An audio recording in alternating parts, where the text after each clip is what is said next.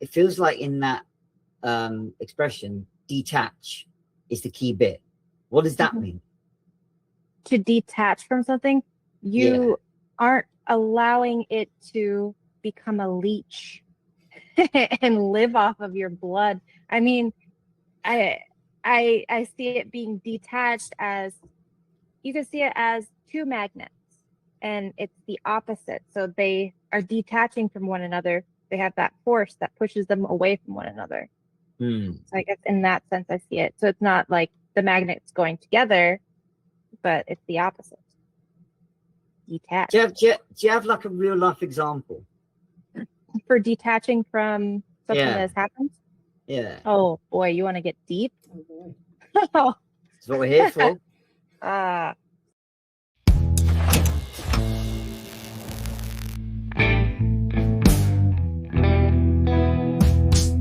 have our famous storyteller enter the building. Danny. Hi, hello. Hi. Welcome to the bar. Oh, thanks for having me. Welcome. You're welcome. You have a choice. Alexi's in the champagne lounge with all the champagne, the rosé, the mimosas and all that kind of stuff. And I'm here in like the draft and the beer and the cider area. So you are welcome to take your pick as to what takes your fancy. I guess I would go for some wine. You've got that, haven't you, Lexi? Yeah, that's definitely your department. By the way, can you move your bike? It's still sitting there. Look. Yeah, I'll move it later. Let me just chill for a little bit first.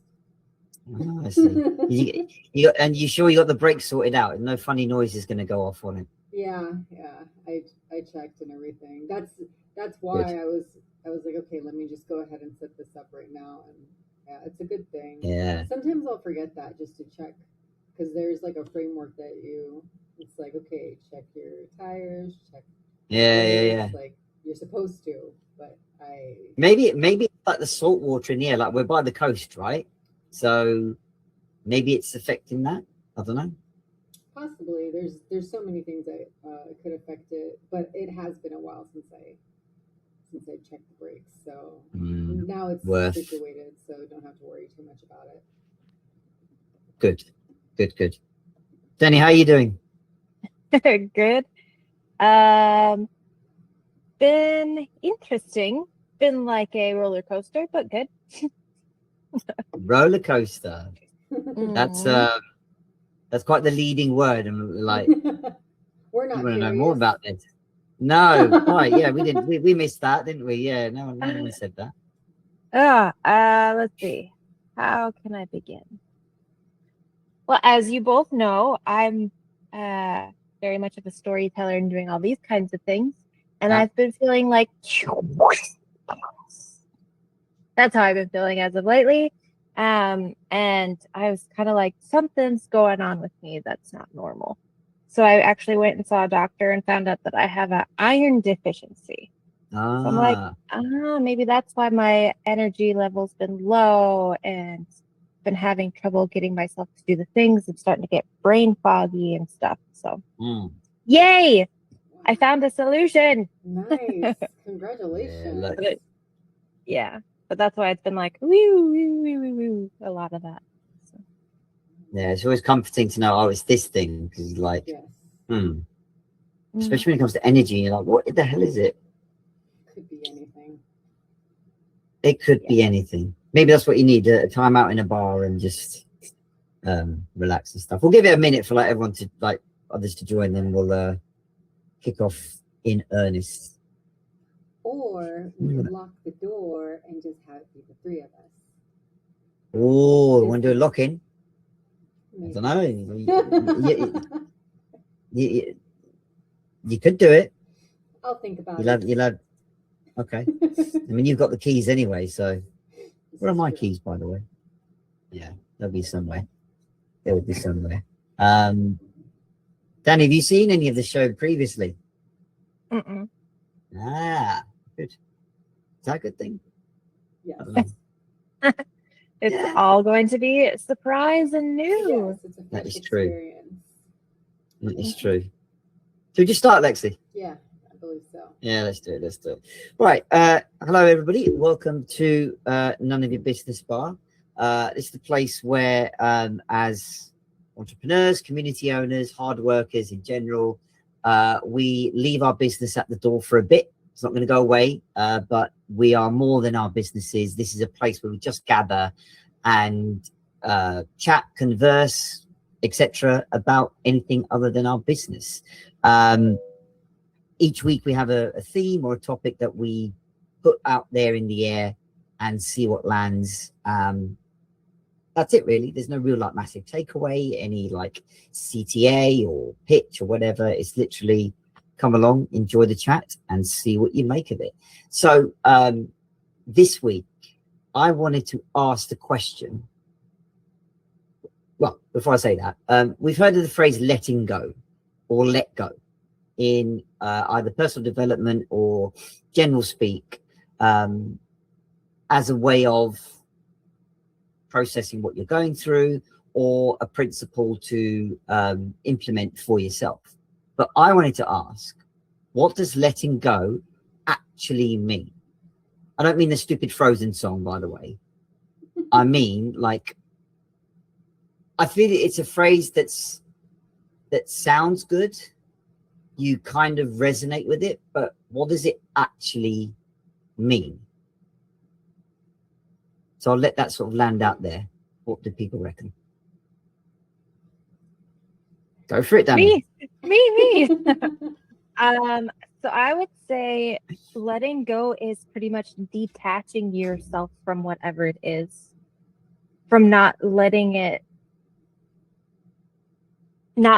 that thing decide what you are going to do. So I see it as a way as there's this problem or whatever it is that has been bothering me. I'm going to let it go. I'm going to detach from it.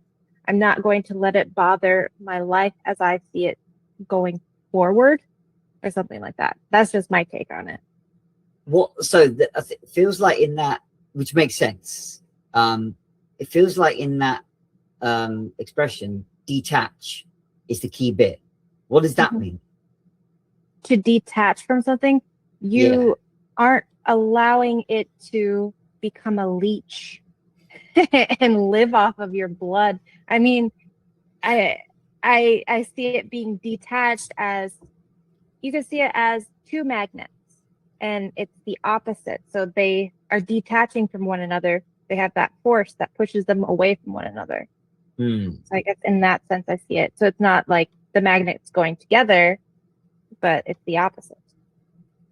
Detach. Do you have like a real life example for detaching from something that has happened? Yeah. Oh boy, you want to get deep? Oh boy. That's what we're here for. Okay. Let's see. How do I begin this? Like it's group therapy. Where's that couch? She's on it. Oh, already. that's why I'm on the couch. That's why I'm on it. I already knew. So let's see. I went through a pretty intense time with my sister where she ended up suing me and I went through court and all these things had happened. So I finally learned after doing some healing and after a few years had passed that I needed to detach myself from that because I was starting to put an identity. I was starting to believe the things she was saying. I was starting to feel that, oh, it is my fault. I am the bad person. Whereas that's not the case. I was starting to hold on to the things she was saying about me, and then I started believing them, and then it started turning into an identity and all that. So once I detached from it, I was able to look at the picture of and the experience of everything that happened in a different mindset, in a different way, where I can talk about the things, I can talk about bringing up her name and these things without me swirling to a mess. If that makes any sense. It does in my head. Yeah. I see what you mean.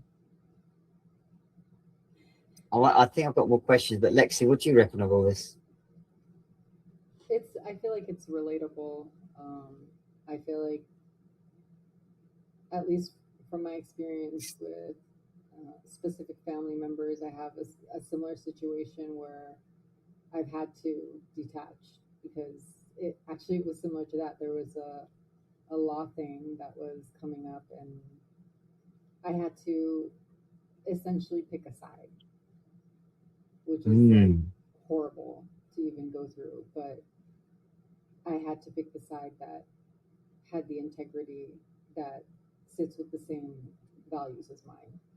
And I had to detach from like it's one of those things where of course there's still love, but at the same time I have to detach in a way to remind myself what the situation is, because I always believe the best in people, like specifically even this person. So I'm always looking at that person's potential and the potential of like what our relationship could be, but that's not what they're doing. They're not even trying to act that way, and if they do, it's disingenuous. So it's kind of like, well, I could go with someone that's a pathological liar, or I could go with someone that didn't even try to do anything to anybody and is just going through their process. Like they're not trying to involve other people. So it was very challenging at first, but I guess because I'll think of it in the sense of values, it was not necessarily easier, but it made the choice more concrete, because I had to decide whatever choice I make on who I align myself with is also a reflection of me. So it goes back to, who do I want to be? Like, I may love these people, but it doesn't mean that they have the same values as me. It doesn't mean that we're supposed to go on this life journey together the whole time. It could be, this was for this season. Maybe it'll come back together in the future. Maybe it won't. Who knows? But I have to keep in mind that my intrinsic values are my North Star.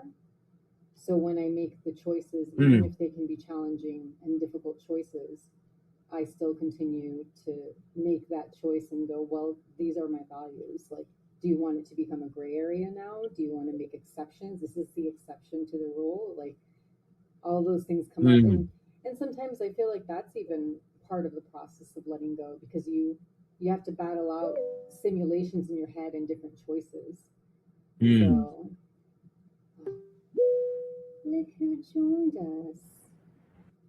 Hello. Welcome, there. Ken. Hello. Can we hear me? Yeah. How you doing? Good. Good. I Good, can man. hear you. We are digging into what the phrase letting go actually means. Danny just shared a great example from her world about detachment being a key part of it. Lexi's expanded on it about whether your decisions are being driven by your intrinsic values, simulations that you run through, and making those decisions accordingly. So that's where we are. I'm sorry to put you in the spotlight a kind of bit, because I know you just came in, but any thoughts on what letting go? Cool, man. Yeah, any thoughts on what letting go means to you?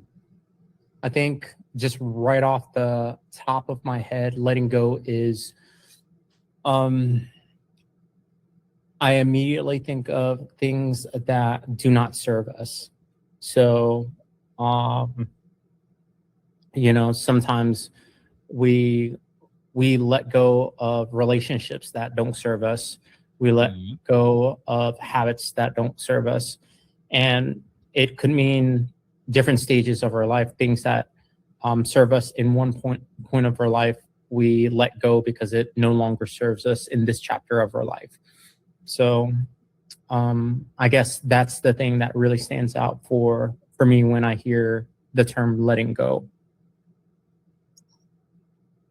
Yep. Again, making sense. So what do people think about, when do you know you have to let go? Well, not even have to, but like, at what point do you reach where letting go, whatever that looks like, will define that, how do you know you're there? Or do you know? I think it depends on the context, depends on the experience and everything. For instance, with my sister and everything, the way that I finally realized to let go was because I already felt like I had crashed and burned and I was already at the bottom. So where else can I go? And I mean, I already cut the toxic person out of my life right after the whole accident had happened. But then I was dealing with the aftermath and I kept holding on to that kind of stuff. So it was till I felt like I was already crashed and burned. And in other contexts, like for instance, how he mentioned breaking off a relationship or something, it's not one way fits all. It depends about the circumstances, everything that you're going through. For instance, I've been in some relationships with friends or family or lovers, and everyone is different. So one, I found that, I just need to cut this person off completely. And it was just from an interaction we had where we just butt heads and I knew we couldn't get through it. So I knew that it was best for both of us to cut our losses. And it is what it is. We can love each other from afar.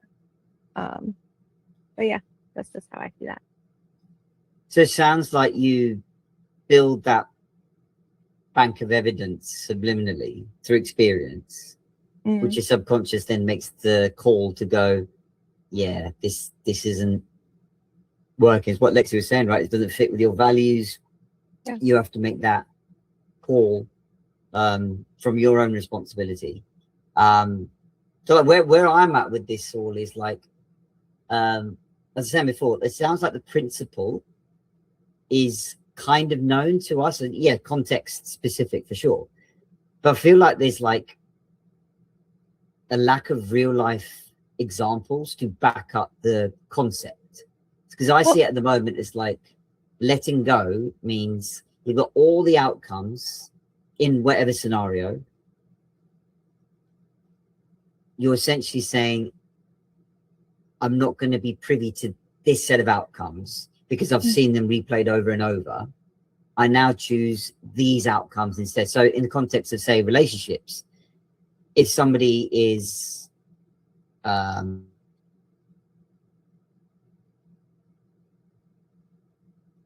we lost him.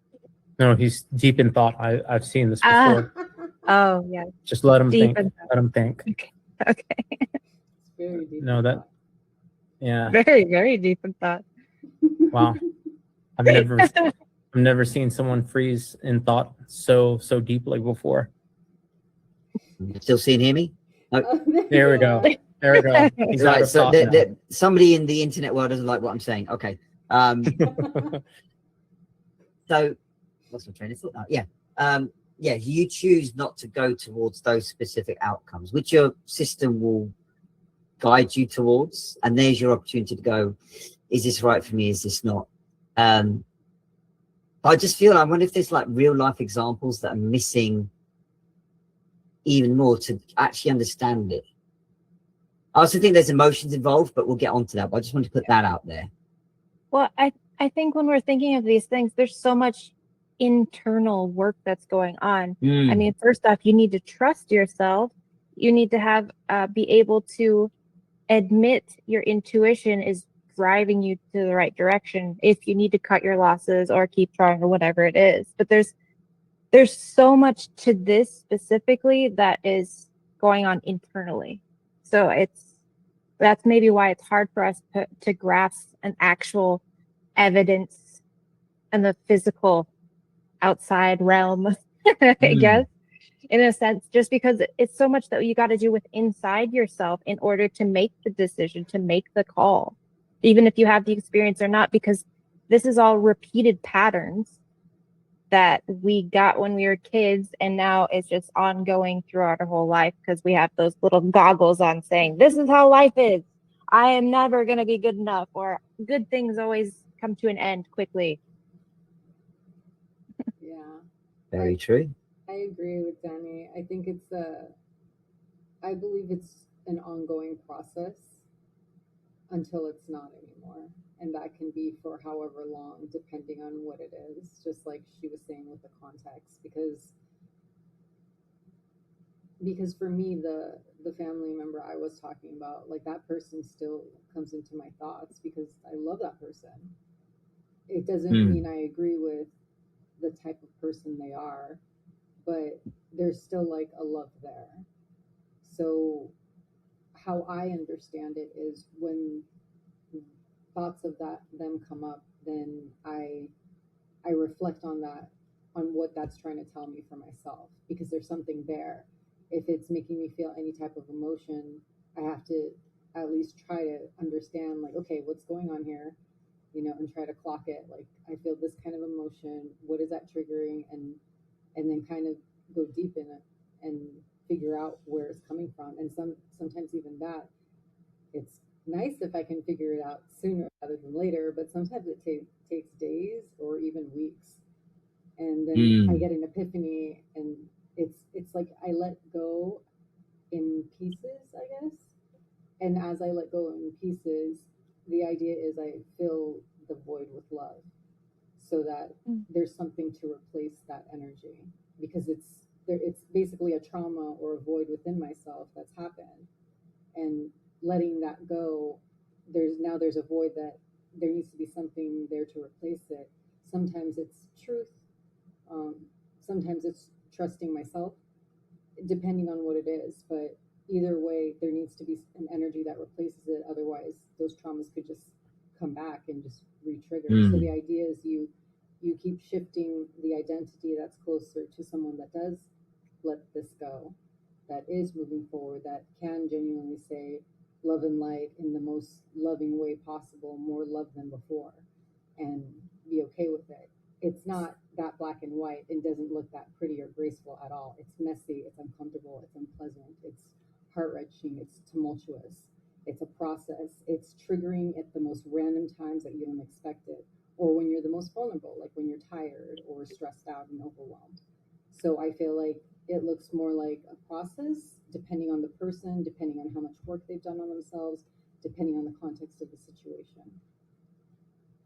So that's really well said. Do you feel that that's more to do with certain emotions that we're letting go, or a particular emotion that that you've seen and dealt with, like that in backs up what you say? So, like, are we letting go of the emotion rather than the scenario? Well, I guess I'm asking, I think. So I feel like emotions are like a messenger, because feelings are temporary. So it's kind of to help you reflect on what's going, because you might not even be aware.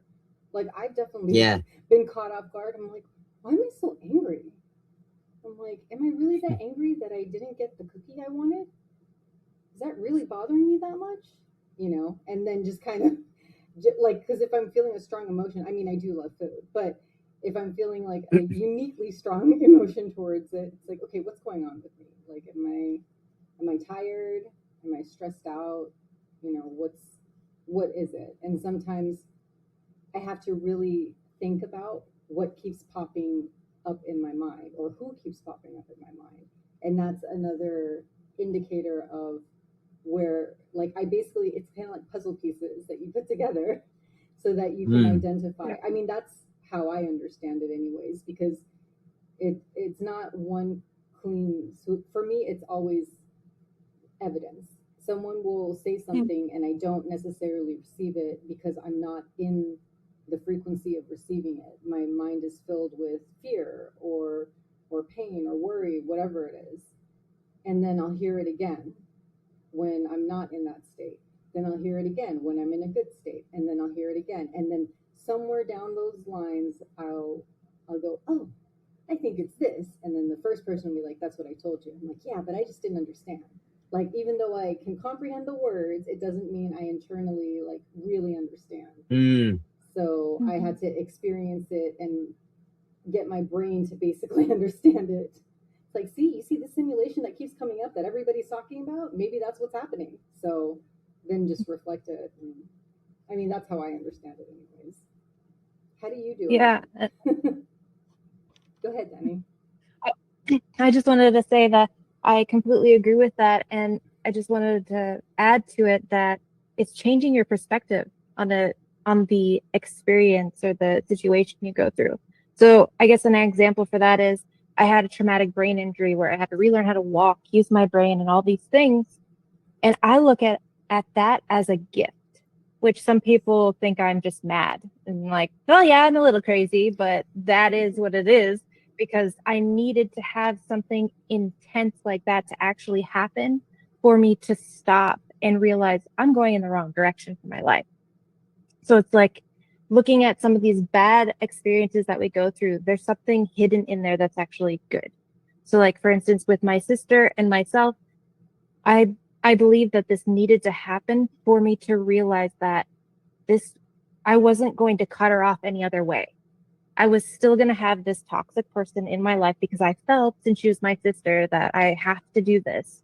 So I had to have some situation that was over the top experience for me to realize, it's time. So that's how I see it.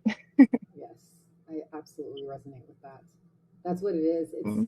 There's so much loyalty, and it's like, I don't know if there's a word, over loyalty, too much loyalty, but what's the definition of I think too the much? blood makes a difference. Yeah, or it could just be us as people too. Like, we just have that high tolerance of whatever we're going through, especially for people that we love. And that's definitely what it was for me. And that's why I feel like it had to be a loved one versus another loved one, because I wouldn't, if that didn't happen, that person would still be in my life. Because even after all of the things that happened after that, because I just love that person.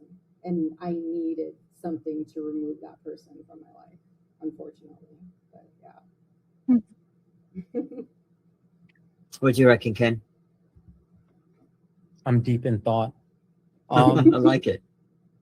No, there's so many layers to just kind of like unpack.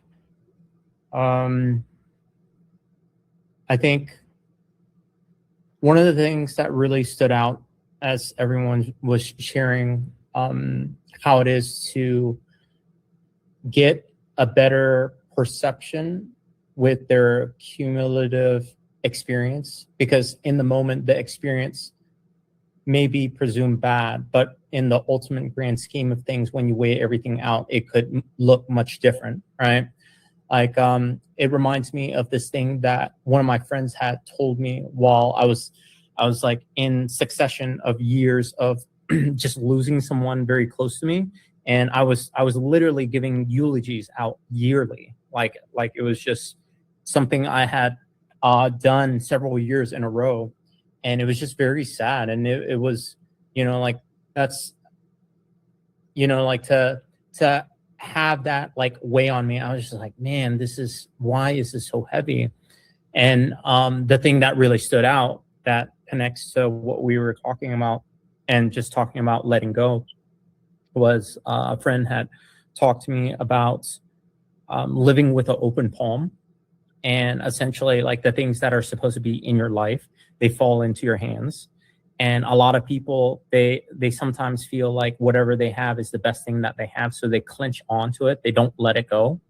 But if you don't live with an open palm, then the things that are supposed to fall out of your life or leave your palm won't be able to, and the next good thing that's supposed to fall into your hands won't be able to get into it, because you're so clenched on what you had before. So just kind of like listening to the stories, that's the thing that really struck out to me, is just the lesson of living life with an open palm. So yeah, I like that. That's really good. When you say hold on to something, why are people doing that? It could be for various reasons. For my personal experience, like the example that I was giving, like giving eulogies and losing loved ones, like sometimes you're not ready to let go, and it's time to move on. It's the grieving process for a lot of people, it's fairly heavy. And some people get through the grieving process. Some may stay stuck in a certain stage. I remember there was I had lost a friend, and we weren't super close together. We occasionally met up, we hung out, but when I lost him, I remember going to his funeral, and his mom was just like that. That was her pride. Her son was her pride. And I had seen her a couple of years later to help her out. Her family had a dojo, and her son was one of the students that ran the dojo, like with the family or whatnot. And she just spoke like he had never left. And it's just so heartbreaking, because she just wanted to stay in a time where her son was alive. And like for her, you could tell that she did not want to stop talking about him, because that's like her forgetting, or that's my interpretation of it. And it sounds like not like a broken record. It's understood, like we're moving along in the dojo and just like helping her out with some advertising and things of that nature. And she was like, oh yeah, like when my son did this, when everything was referenced back to him. And what do you say for a grieving mother? Like, when's the appropriate amount of time? It's like, I know you raised him since birth and well into his 20s. Like, it's time to let him go. When is the adequate time to tell someone it's okay to let go of those things, right? So I think I just ran over a tangent, but it was yeah. So no, it's a good tangent, because I think it raises an important question, like who are we to tell people to let go? Yeah. It's quite the individual thing, but I feel it's I akin it to phrases like staying kind to yourself or positive thinking that sound good but are so overused and simplified.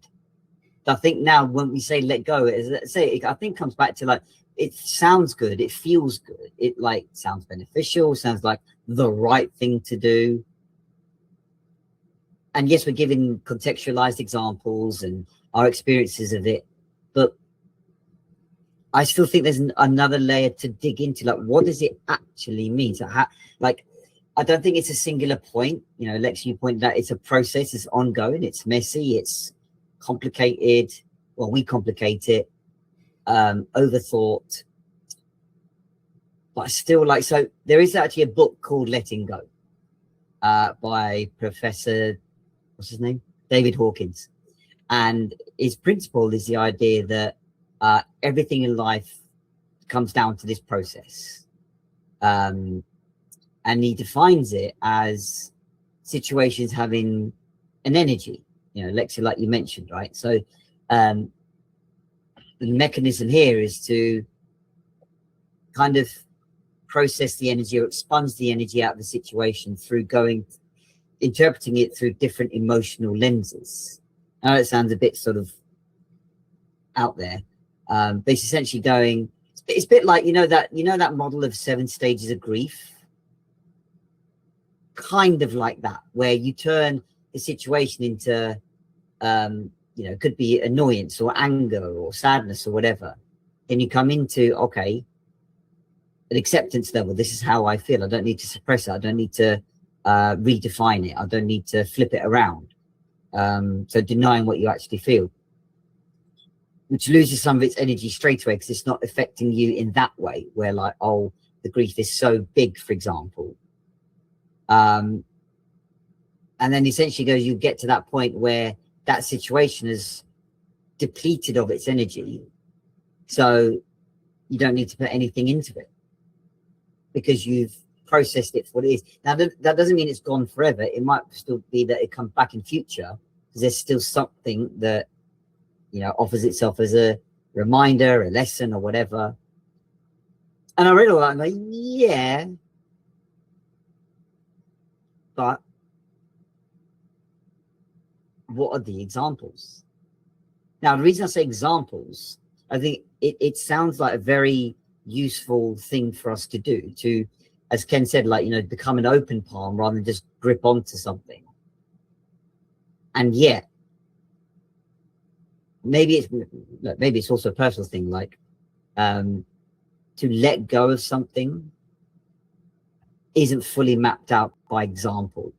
I have no idea if that made any sense whatsoever, but I'm beginning to see it as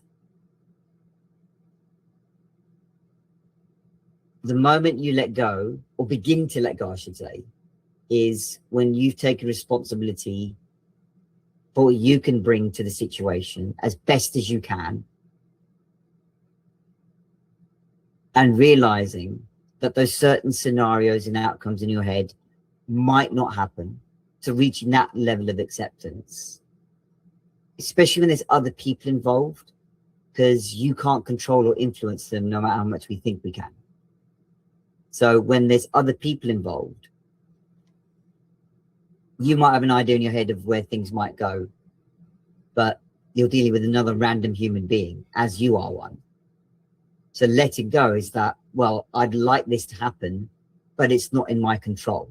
So if I can't control something, why would I even continue to put any more into it? Which is not always easy to make, because are we doing things out of self-protection? Are we doing things out of, this is all we know?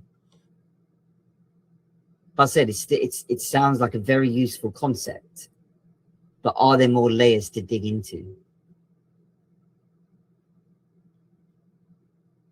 So I am working with someone, and she was telling me that she has a healthier relationship with money because she used to have a really bad relationship with money, and she had to let Right. that go.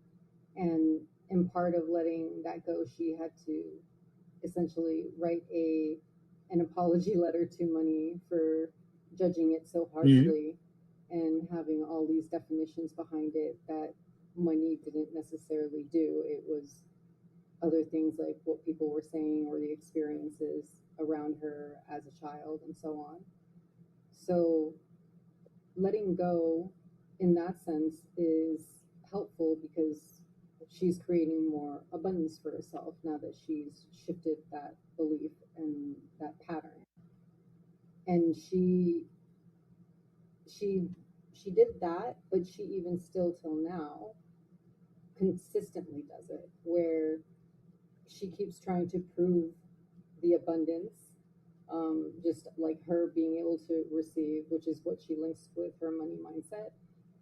And she has to overcome self-limiting beliefs in the process so that she opens up herself to an energy that's more relaxed, that's more allowing of things to receive. So she has to like in real time work on it, because if there's something that she wants, she interprets it as manifestation. So if she wants that to be manifested, like for her this time around, it was tickets to something that she wanted to go to, which she won the tickets. She needed to find a place to stay, which she reached out to her network, that reached out to another network, that reached out to her and said, you could stay with my wife and I. We have an extra bedroom. We can house you for the weekend. And then she needed the plane tickets, which her uncle, who used to work for United, contacted her and said, I can give you like the buddy passes, basically. And when she got on the plane a couple days ago, she was literally messaging me, I don't know if I'm going to be able to get on the plane. Like the flight's really full. And then she's like, but I'm here. It's all good.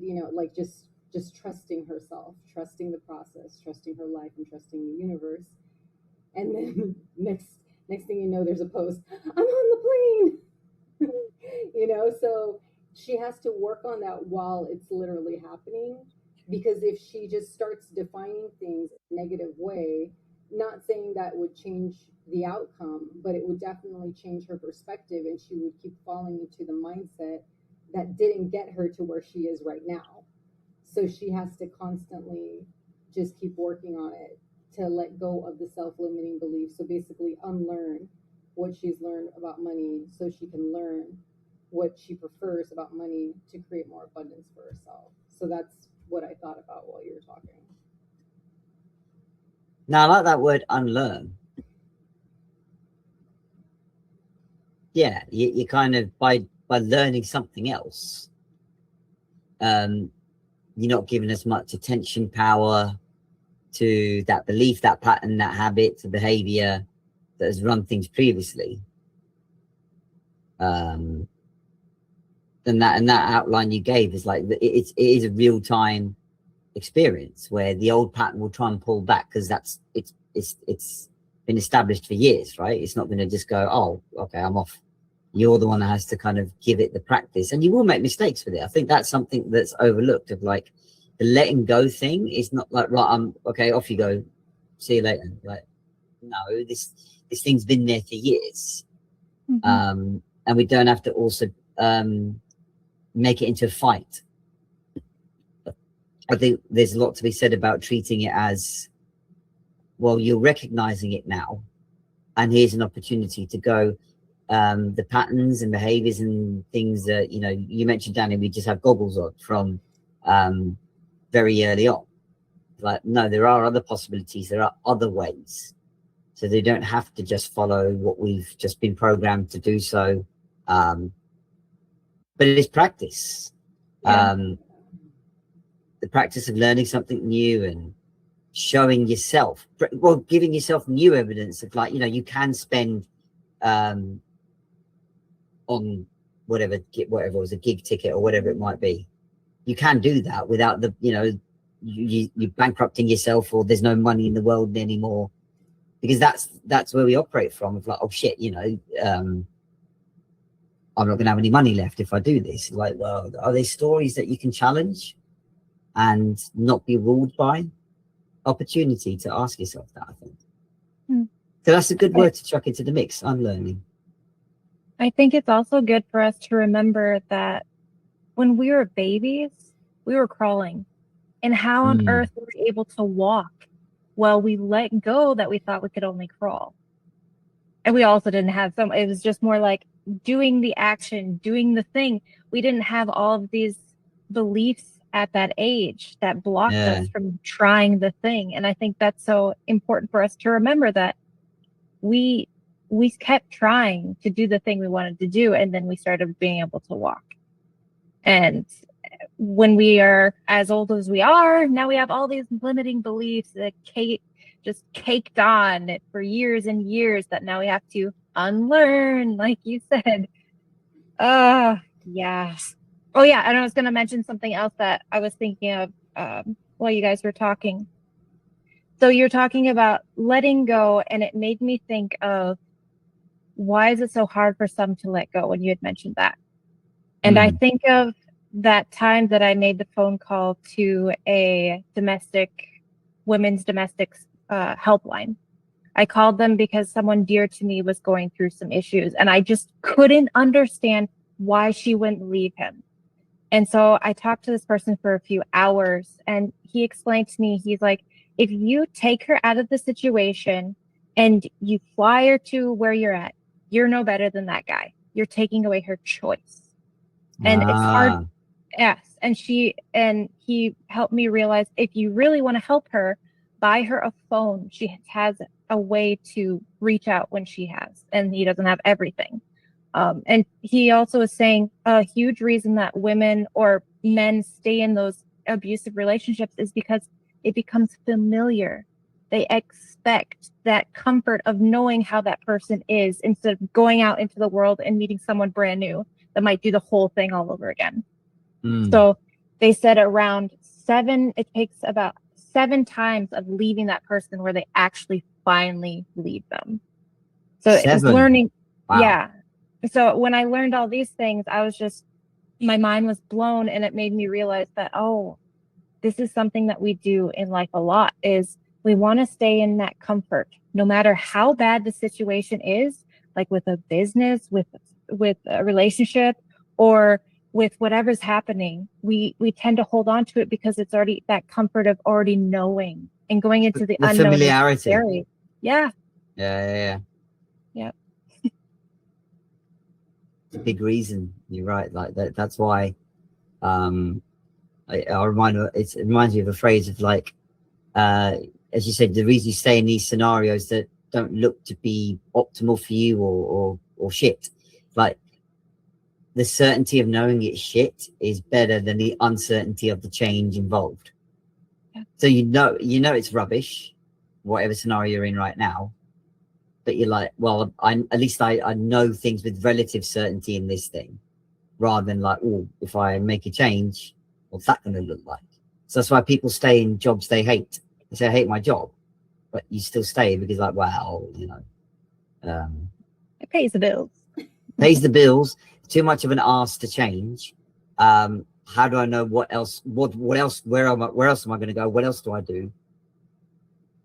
I might piss and moan that I hate my job, but you stay in it. It's when you ask yourself, like, I saw it from my former industry, like, banking.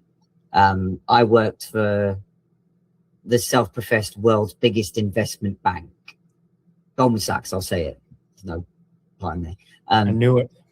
Yeah, Ken knows.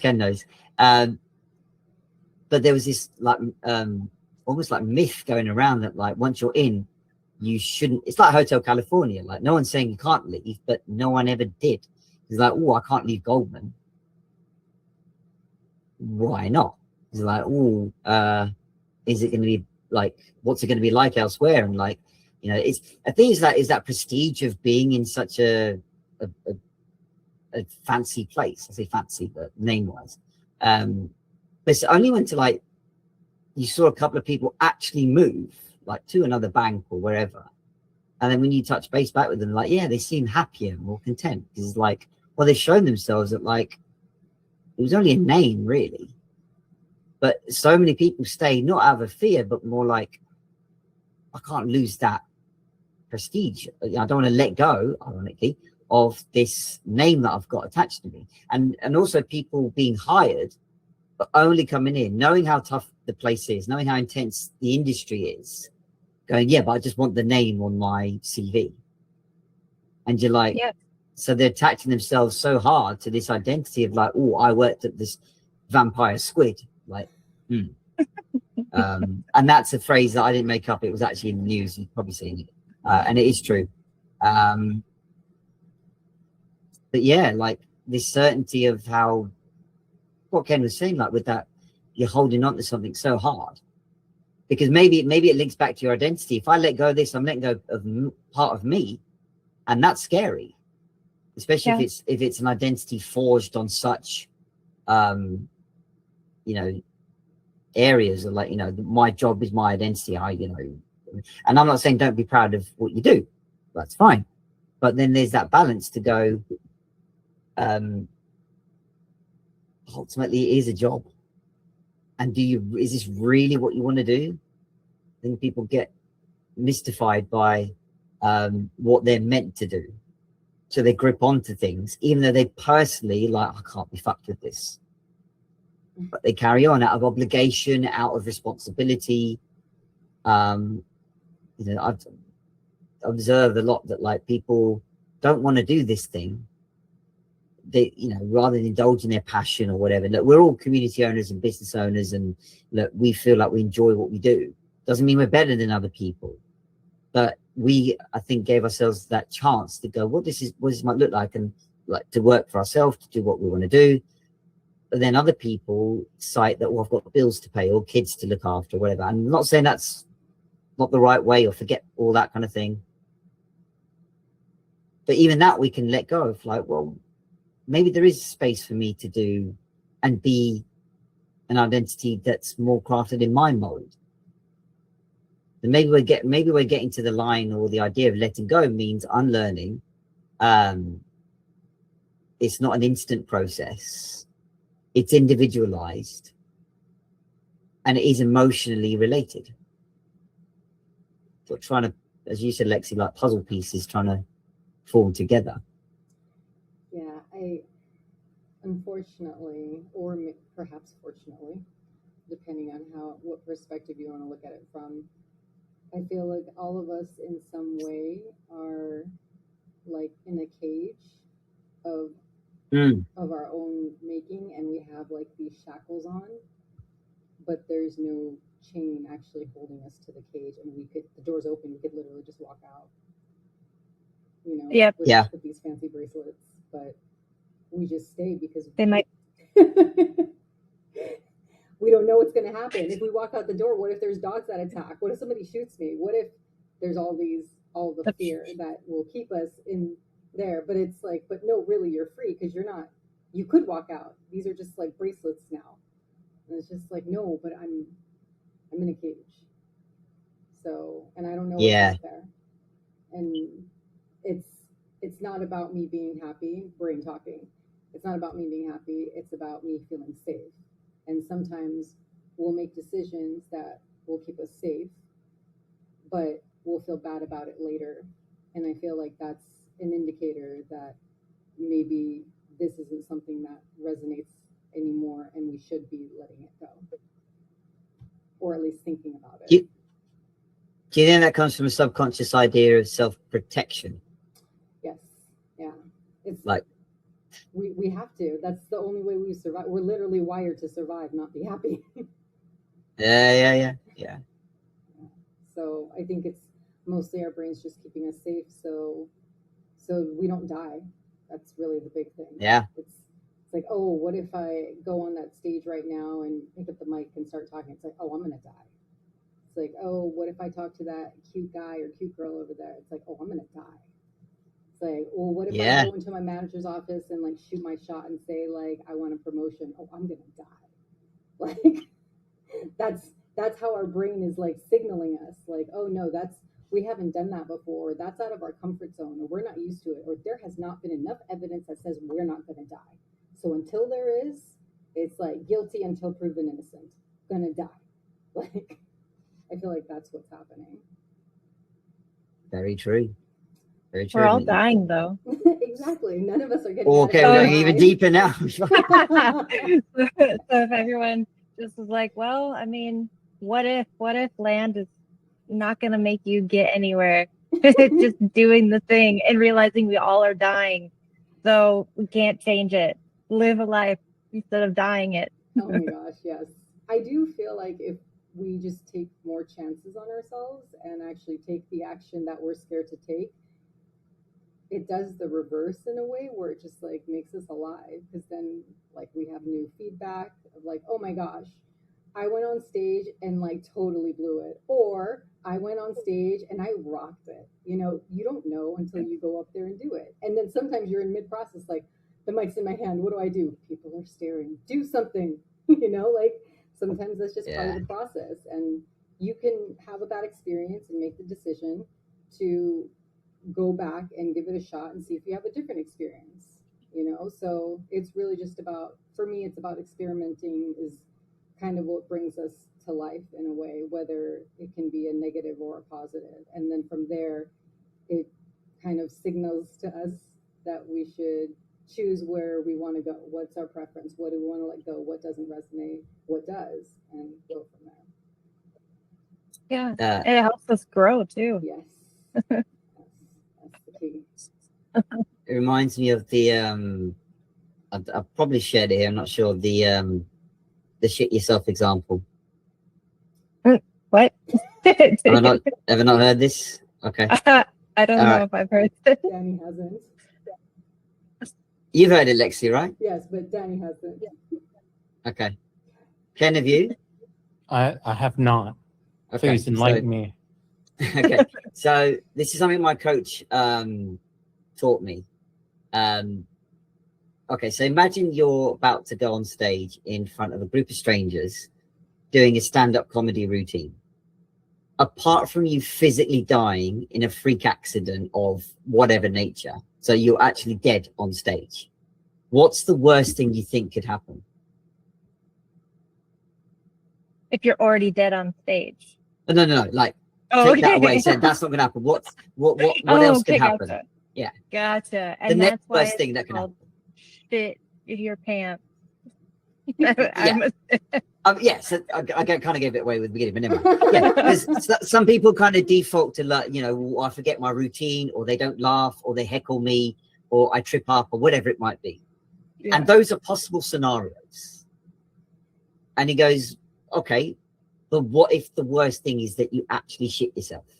Like, yeah, your bowels lose control, and you literally, and then you'd go, oh shit, I do not want that to happen. That I'd be mortified, totally embarrassed, never would live it down, absolutely awful. I'd go viral for the wrong reason, that kind of thing. He's like, yeah, again, those are all valid emotions, feelings, things that come up. And he goes, and at the same time, your audience have now got a funny story that they can tell all their friends and family, going, I went to a comedy club and the guy shat himself on stage. It was quite a yak.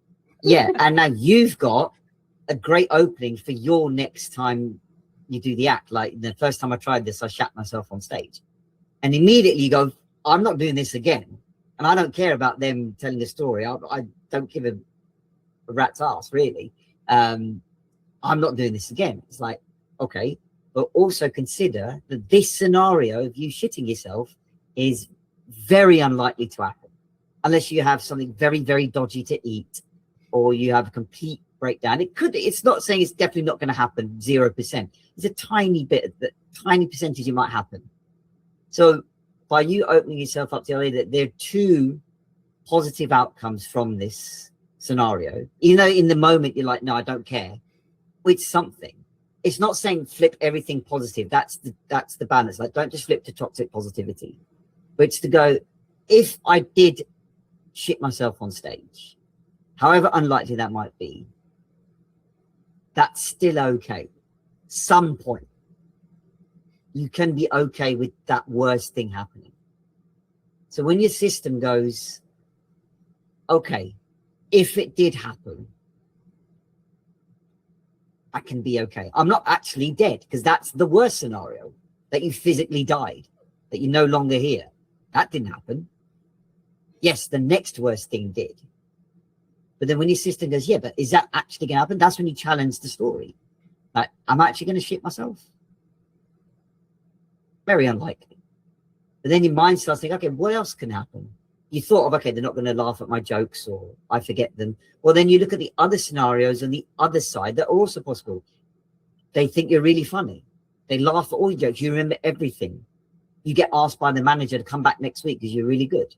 So how do you get those scenarios more likely to happen? Well, you practice your routine. You get feedback. You ask other comedians, how do you give me some advice? You know, you learn the layout of the room. Like, I don't know, where are most people active, or I don't know, whatever it might be. So you do all these things to give those scenarios more of a chance to happen. So by doing all of this, you're just basically letting go of the idea that, like, the worst thing's going to happen. Like Lexi was saying, you're actually going to die. Every scenario is you're going to die, you're going to die, you're going to die. That's where your brain's coming from. And the reason you go to shitting yourself is like, what's the worst thing happened? That basically it's going, what's the worst thing I can come up with that puts you off doing this thing? So I don't know what the hell's going to happen. I assume you're going to actually die. And it's like, well, all right, you're not going to die, but you might shit yourself. That's not likely either. And then you keep going backwards, or it's not even backwards, just along the line of like, well, what about these outcomes instead? It's a long-winded way of saying, don't shit yourself on stage. But also, when you can be okay with the worst thing happening in a scenario, then automatically you open yourself up to all the other scenarios that are possible. And then you see where it takes you. I just have to tell you guys the visualization I got. So Go on. the visualization I get is, you know, if someone shits on the stage and they just stand there, just quiet, and then they slowly walk off, you know, because you got to walk it off, and then you just see the trail. So that was the visual I got about that. Okay, we'll leave it there. Danny literally pictured the worst case scenario. And it played in my head. Oh, but I also thought of the law of polarity. because you were talking about all the good and all the bad, and that is the law of polarity, is thinking of all the good and the bad, because every action, every experience we have, has this law of polarity. That's true. That's true. What do you reckon, Ken? Okay, well, Here we go. You're gonna regret asking, but just thinking about the whole story and just being on stage, like, it's so funny. Depending on what happens sequentially, changes your perspective and your perception of things. So if the worst thing is dying, but the next worst thing is you shitting yourself on stage, then at that point, if I shat myself on stage, the actual best thing to happen for me in that moment that I would feel is dying, which is funny because that at the beginning was the worst thing. Now, because of the sequence of events, I'm like, actually, death is the best thing right now. It's true. People say that. Like, right, we're dead. We're dead. I told you, we're dead. That's it. No, it's literally when something embarrassing happens, at least you would hear the term like, oh my gosh, I died. Like, I just died. Like, I did this and I died. So that is literally how the interpretation will go in the head. Yeah. And I'm mortified. I'm literally died.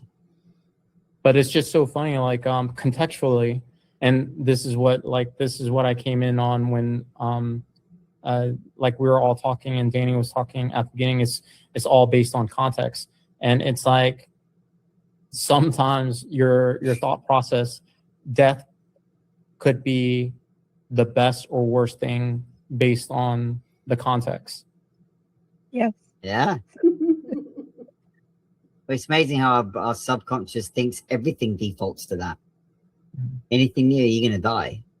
Well, if not death per se, it's perception of death. You're going to be bankrupt. You're going to be alone. You're going to be, you're physically going to die. You're going to fall off and die. Well, whatever it might be. It's true. It's true. Because like we default to the worst case scenario. However, our subconscious dresses it up as like end of life. So it interprets things like bankruptcy or being alone or anything that has an element of uncertainty, risk, like, you're going to die here. And it's doing it out of protection for sure. But as Lexi said, we've got cages of our own making and we're not actually shackled, but we've got the remnants of them on. Yeah, that's the trick of it.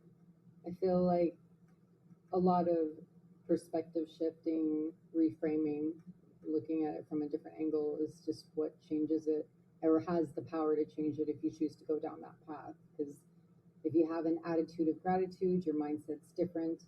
If you decided to focus on gratitude every day, you're going to probably have a better chance of letting go of things because you're going to be grateful for the things that you do have, that you want to have, because what you have today is probably something you only dreamed of before, and now you have it. So I think letting go is a process, and sometimes it'll come back same way other emotions come back, even grief, or especially grief. And if we just take the moment to like be more present and just realize where we are right now in this moment, because sometimes a lot of the things in life can be pretty overwhelming.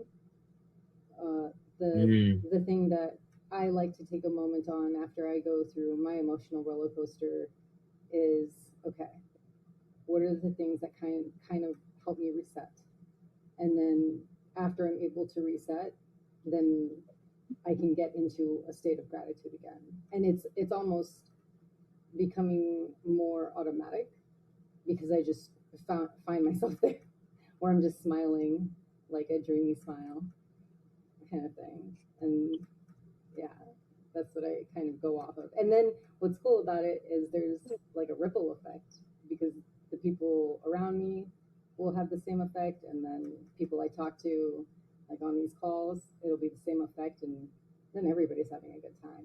So sometimes you let go incrementally and just try to find the gratitude of the present that you have. That's how I look at it. But yes, we are I like that. the top of the hour. So I'd like to. Yeah, and so the bell go. Thank you guys for coming. Thank you, Danny, for being here. It was really great to hear your perspective. Kenneth, as always, great to hear your perspective.